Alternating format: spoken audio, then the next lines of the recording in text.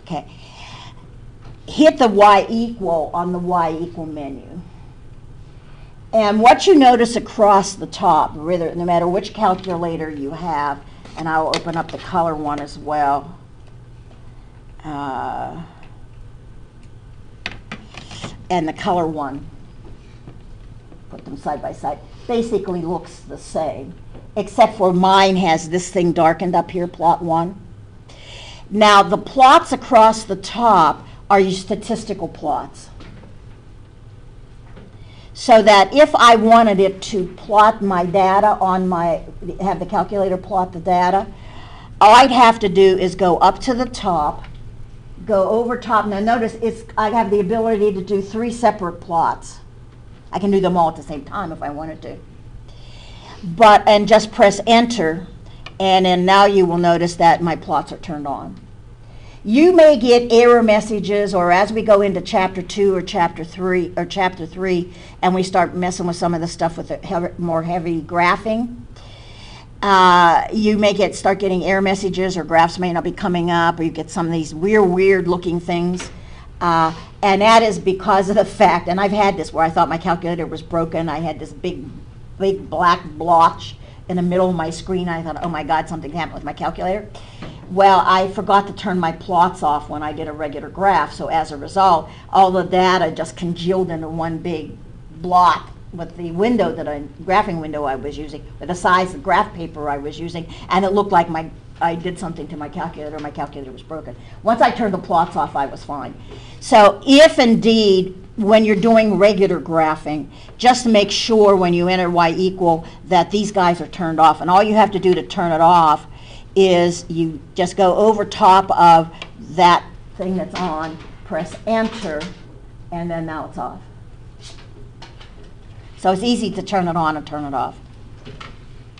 So let's now, first thing I'm going to do is I'm going to come down here to Y1, I'm going to clear this out so that we get pure data. Now this guy, I have a different data set in here.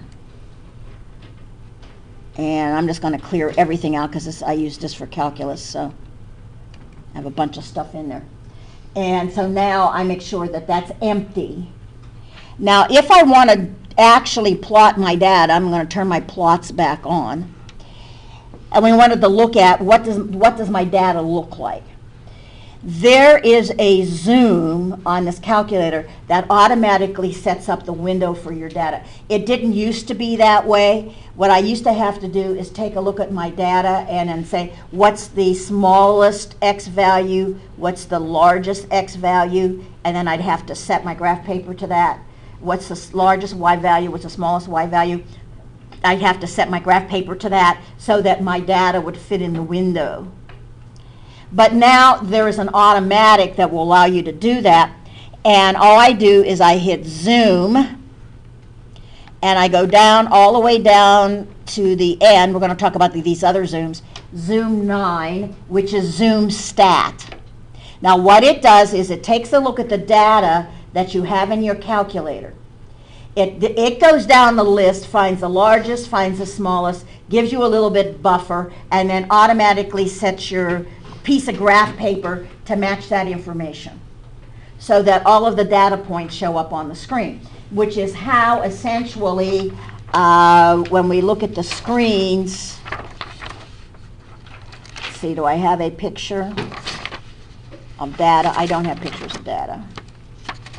Or I guess I do on some of the handouts. I've done it that way. So let's do a zoom 9 and press enter. And there's your data. Now that is why this thing looks so crappy. You know? Why our models are having a hard time. The data's all over the place. Now, I don't know what this guy does. It's going to do the same thing. I just do a zoom 9. Once I know what it is, I just do zoom and type 9. I don't have to cursor now. And now that's the data from yesterday. So notice it's a different set of data. But it operates the same way. So whether you have the 84 without the fancy stuff, or the 83. 83 operates exactly the same way. Okay? Now, what if we wanted to now take our regression and we wanted to graph the regression at the same time?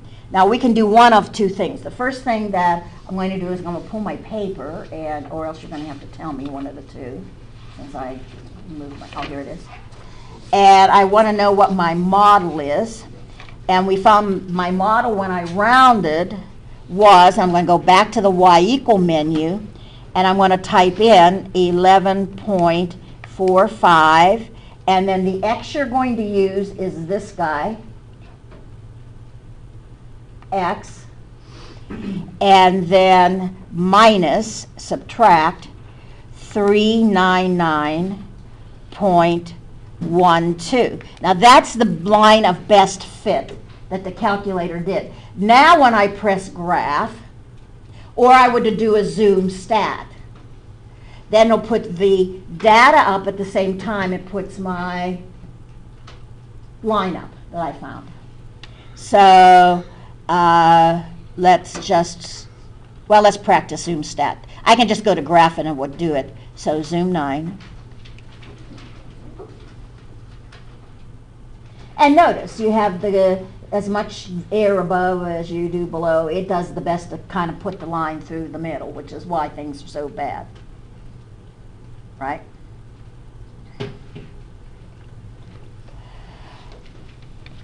So that's how you get it up. All right.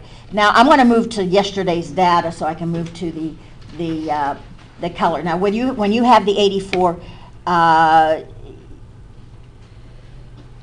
well, let's see. We're on the 84. Let's stay on the 84. And by the way, you guys can do the same thing as I'm about to do, but your calculator, the color one, actually sets you up. If you have that menu that hits when you do the regression, it actually sets you up so that it will automatically do what I'm about to do. But on this guy, if I wanted to instead, and I'm going to do second quit, and bring me back to the home screen. There we go. Second quit, bring me back to home screen. Now, I can automatically put the regression equation into Y1. Right now, what's in Y1 is the model I found. And this is a way you can do it. But I've rounded.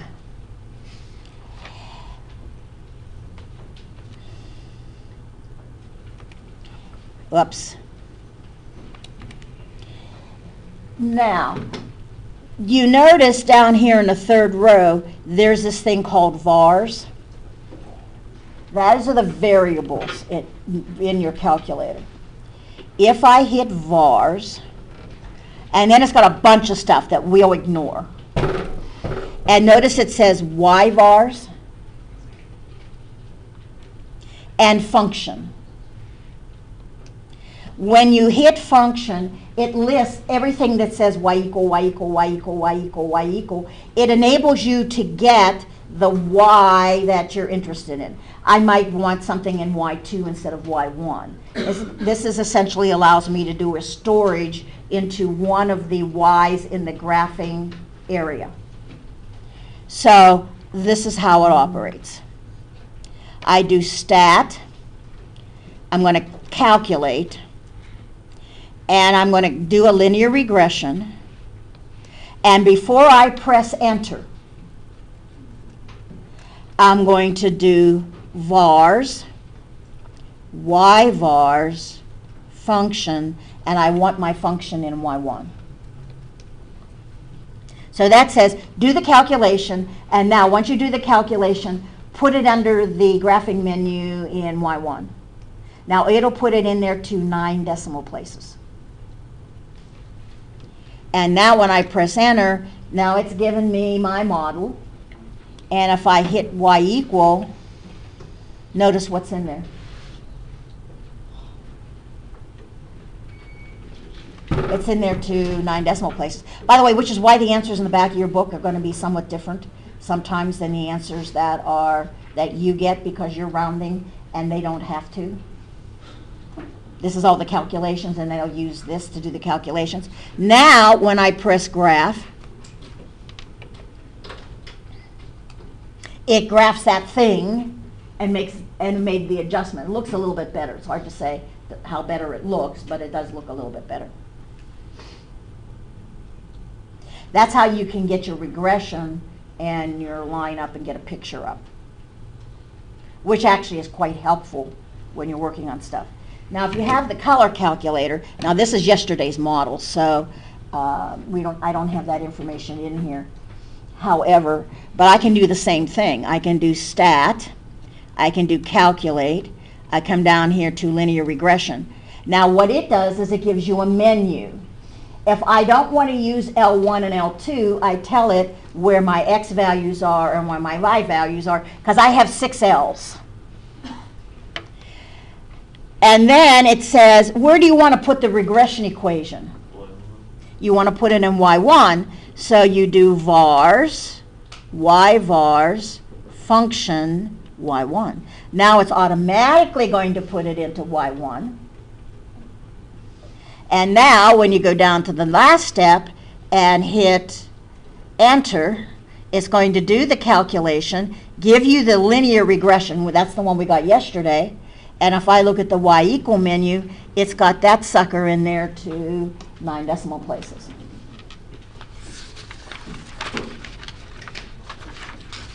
So you can do scatter plots on your calculator. You can take a look to see how well everything fits. Now, if I do a zoom stat, I'm going to do a zoom 9. That'll get me the regression equation and go add my data up at the same time. And you notice it's not a bad fit at all. This one isn't. The one from yesterday isn't. This you can actually, and those of you who bought new calculators, and if not, you can certainly get the cords, you can connect up to your computer. You can download free software from TI, which will allow you to grab the picture that's on your graphing window. So if you're doing reports for another class where you have to do certain kinds of graphs and you've got to do data and then model and all the rest of it, you can actually pull it from the grapher, and then you can, which I normally do, and I put it into my handouts, which is like you see right here. That's how that was gotten.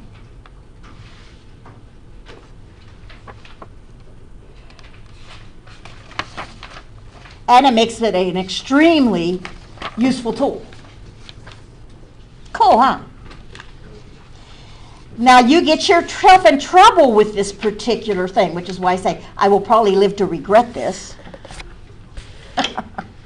Because